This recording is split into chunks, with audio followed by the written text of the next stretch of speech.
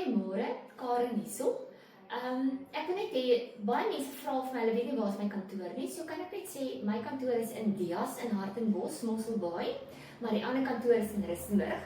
So ek pendel maar tussen die twee kantore, maar my huis is in Hartenbos, so ek is die meeste van die tyd by my Dias kantoor.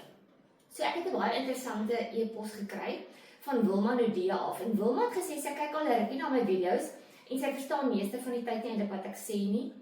So, sy is bietjie oorweldig met die opsies wat ek al gee oor versekering en beleggings. Sy vra ek moet 'n video maak met voorstelle vir jong mense wat nou met hulle loopbane begin en wat beplan om eendag kinders te kry. Waar begin 'n mens? Wat is die verskillende pakkette? Wat spreek 'n mens aan? So, as ek moet gesê, daar's 3 afdelings in versekering. As iemand voor my sit en hulle weet niks van versekering af nie, dan sal ek dit as volg opdeel. Die eerste deel is risikodekking. Dis goed wat nou met jou kan gebeur. So dit word gewoonlik heel eers aangespreek. Die tweede been is aftrede. Jy spaar vir aftrede. Dis 'n langtermyn spaar, want jy's dalk nou 25, maar voor jy jou oë uitvee, is jy ook maar 55 of 60, dan wil jy aftree.